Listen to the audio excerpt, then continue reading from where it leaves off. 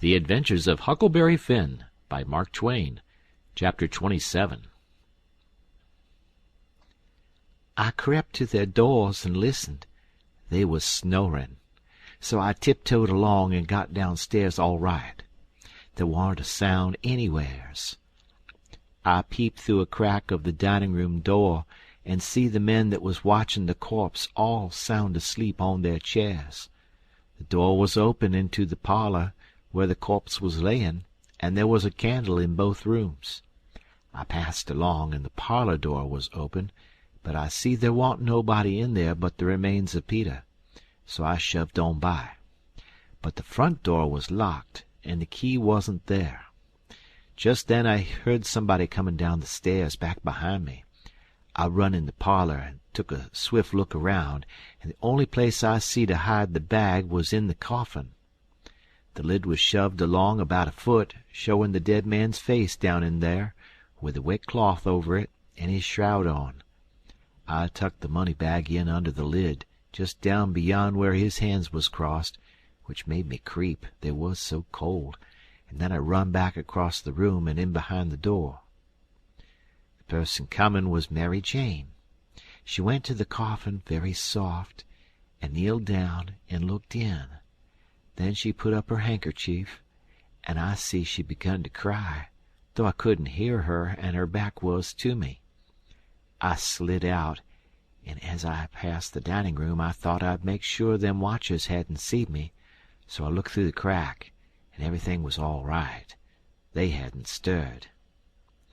I slipped up to bed feeling rather blue, on accounts of the thing playin' out that way after I took so much trouble and run so much risk about it. Says I, if it could stay where it is, all right, because when we get down the river 100 mile or two I could write back to Mary Jane, and she could dig him up again and get it. But that ain't the thing that's goin' to happen. The thing that's goin' to happen is the money'll be found when they come to screw on the lid. Then the king'll get it again, and it'll be a long day before he gives anybody another chance to smooch it from him. Of course I wanted to slide down and get it out of there, but I dasn't try it. Every minute it was getting earlier now, and pretty soon some of them watches would begin to stir, and I might get catched with $6,000 in my hands that nobody hadn't hired me to take care of. I don't wish to be mixed up in no such business as that, I says to myself. When I got downstairs in the morning the parlor was shut up, and the watchers was gone. There wa'n't nobody around but the family and the widow Bartley and our tribe. I watched their faces to see if anything had been happening, but I couldn't tell. Towards the middle of the day the undertaker come with his man, and they set the coffin in the middle of the room on a couple of chairs, and then set all our chairs in rows, and borrowed more from the neighbors till the hall and the parlor and the dining-room was full. I see the coffin lid was the way it was before, but I dasn't go to look in under it, with folks around. Then the people begun to flock in, and the beats and the girls took seats in the front row at the head of the coffin, and for half an hour the people filed around slow, in single rank, and looked down at the dead man's face a minute, and some dropped in a tear. It was all very still and solemn, only the girls and the beats holding handkerchiefs to their eyes and keeping their heads bent and sobbing a little. There warn't no other sound but the scraping of the feet on the floor and blowing noses, because people always blows them more at a funeral than they do at other places except church. When the place was packed full, the undertaker he slid around in his black gloves with his softy soothing ways, putting on the last touches, and getting people and things all ship-shape and comfortable, and making no more sound than a cat. He never spoke. He moved people around. He squeezed in late ones. He opened up passageways, and done it with nods and signs with his hands. Then he took his place over against the wall. He was the softest, glidingest, stealthiest man I ever see, and there warn't no more smile to him than there is to a ham. They had borrowed a melodeon, a sick one, and when everything was ready a young woman sat down and worked it, and it was pretty squeaky and colicky, and everybody joined in and sung, and Peter was the only one that had a good thing according to my notion. Then the Reverend Hobson opened up, slow and solemn, and begun to talk. And straight off the most outrageous row busted out in the cellar a body ever heard. It was only one dog, but he made a most powerful racket, and he kept it up right along. The parson he had to stand there over the coffin and wait. You couldn't hear yourself think. It was right down awkward, and nobody didn't seem to know what to do. But pretty soon they see that long-legged undertaker make a sign to the preacher, as much as to say, "Don't you worry, just depend on me." Then he stooped down and begun to glide along the wall, just his shoulders showing over the people's heads. So he glided along, and the powwow and racket getting more and more outrageous all the time. And at last, when he had gone around 2 sides of the room, he disappears down cellar. Then in about 2 seconds we heard a whack, and the dog he finished up with a most amazing howl or two, and then everything was dead still, and the parson begun his solemn talk where he left off. In a minute or two here comes this undertaker's back and shoulders gliding along the wall again, and so he glided and glided around 3 sides of the room, and then rose up and shaded his mouth with his hands, and stretched his neck out towards the preacher, over the people's heads, and says, in a kind of a coarse whisper, "He had a rat." Then he drooped down and glided along the wall again to his place. You could see it was a great satisfaction to the people, because naturally they wanted to know. A little thing like that don't cost nothing, and it's just the little things that makes a man to be looked up to and liked. There warn't no more popular man in town than what that undertaker was. Well, the funeral sermon was very good, but p'ison long and tiresome, and then the king he shoved in and got off some of his usual rubbage, and at last the job was through, and the undertaker begun to sneak up on the coffin with his screwdriver. I was in a sweat then, and watched him pretty keen. But he never meddled at all, just slid the lid along as soft as mush, and screwed it down tight and fast. So there I was. I didn't know whether the money was in there or not. So, says I, suppose somebody has hogged that bag on the sly. Now how do I know whether to write to Mary Jane or not? Suppose she dug him up and didn't find nothing, what would she think of me? Blame it, I says, I might get hunted up and jailed. I'd better lay low and keep dark and not write at all. Things awful mixed now. Trying to better it, I've worsened it 100 times, and I wish to goodness I'd just let it alone. Dad fetched the whole business. They buried him, and we come back home, and I went to watching faces again. I couldn't help it, and I couldn't rest easy. But nothing come of it. The faces didn't tell me nothing. The king he visited around in the evening, and sweetened everybody up, and made himself ever so friendly, and he give out the idea that his congregation over in England would be in a sweat about him, so he must hurry and settle up the estate right away and leave for home. He was very sorry he was so pushed, and so was everybody.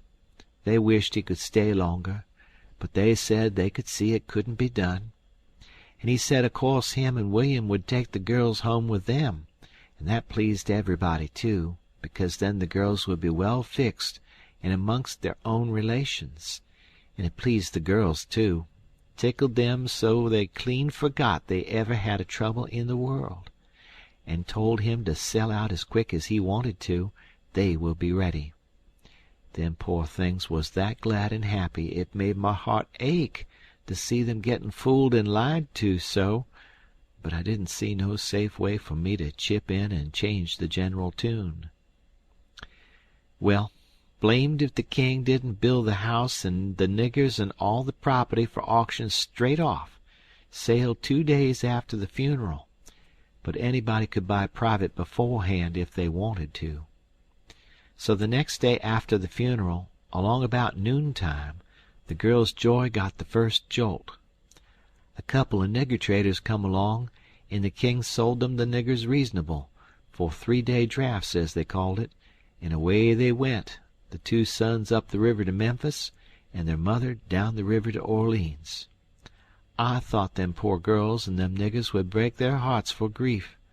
They cried around each other, and took on so it most made me down sick to see it. The girls said they hadn't ever dreamed of seeing the family separated or sold away from the town.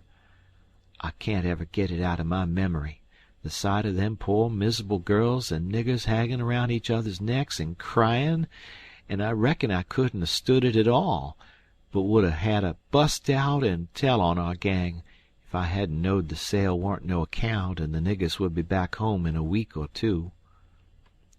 The thing made a big stir in the town, too, and a good many come out flat-footed and said it was scandalous to separate the mother and the children that way. It injured the frauds some, but the old fool he bulled right along, spite of all the Duke could say or do, and I tell you the Duke was powerful uneasy. Next day was auction day. About broad day in the morning, the king and the Duke come up in the garret and woke me up, and I see by their look that there was trouble. The king says, "Was you in my room night before last?" "No, your majesty," which was the way I always called him when nobody but our gang warn't around. "Was you in there yesterday or last night?" "No, your majesty." "Honor bright now, no lies." "Honor bright, your majesty, I'm telling you the truth. I hain't been a near your room since Miss Mary Jane took you and the Duke and showed it to you." The Duke says, "Have you seen anyone else go in there?" "No, your grace, not as I remember, I believe." "Stop and think." I studied a while and see my chance. Then I says, "Well, I see the niggers go in there several times." Both of them give a little jump, and looked like they hadn't ever expected it, and then like they had. Then the Duke says, "What, all of them?" "No, leastwise not all at once. That is, I don't think I ever see them all come out at once, but just one time." "Hello, when was that?" "It was the day we had the funeral. In the morning. It warn't early, 'cause I overslept. I was just starting down the ladder, and I see them." "Well, go on, go on. What did they do? How did they act?" "They didn't do nothin', and they didn't act anyway much, as fur as I see. They tiptoed away. So I seen easy enough that they'd shoved in there to do up your majesty's room or something, supposin' you was up, and found you warn't up, and so they was hopin' to slide out of the way of trouble without wakin' you up, if they hadn't already waked you up." "Great guns, this is a go," says the king, and both of them looked pretty sick and tolerable silly. They stood there a-thinkin' and scratchin' their heads a minute, and the Duke he bust into a kind of a little raspy chuckle and says, "It does beat all how neat the niggers played their hand. They let on to be sorry they was going out of this region, and I believe they was sorry, and so did you, and so did everybody. Don't ever tell me any more that a nigger ain't got any histrionic talent. Why, the way they played that thing, it would fool anybody. In my opinion, there's a fortune in 'em. If I had capital and a theater, I wouldn't want a better lay-out than that. And here we've gone and sold 'em for a song. Yes, and ain't privileged to sing the song yet. Say, where is that song, that draft?" "In the bank for to be collected. Where would it be?" "Well, that's all right then, thank goodness." Says I, kind of timid like, "Is there something gone wrong?" The king whirls on me and rips out, "None of your business. You keep your head shet and mind your own affairs, if you got any. Long as you're in this town, don't you forget that, you hear?" Then he says to the Duke, "We got to just swaller it and say nothin'. Mum's the word for us." As they was starting down the ladder, the Duke he chuckles again and says, "Quick sales and small profits. It's a good business, yes." The King snarls around on him and says, "I was trying to do for the best in selling 'em out so quick. If the profits had turned out to be none, lacking considerable, and none to carry, is it my fault any more'n it's yourn?" "Well, they'd be in this house yet, and we wouldn't if I could have got my advice listened to." The King sassed back as much as was safe for him, and then swapped around and lit into me again. He give me down the banks for not comin' and tellin' him I see the niggers come out of his room actin' that way. Said any fool would ha' knowed somethin' was up. Then waltzed in and cussed himself a while, and said it all come of him not layin' late and takin' his natural rest that mornin', and he'd be blamed if he'd ever do it again. So they went off a jawin', and I felt dreadful glad I'd worked it all off onto the niggers, and yet hadn't done the niggers no harm by it. End of chapter.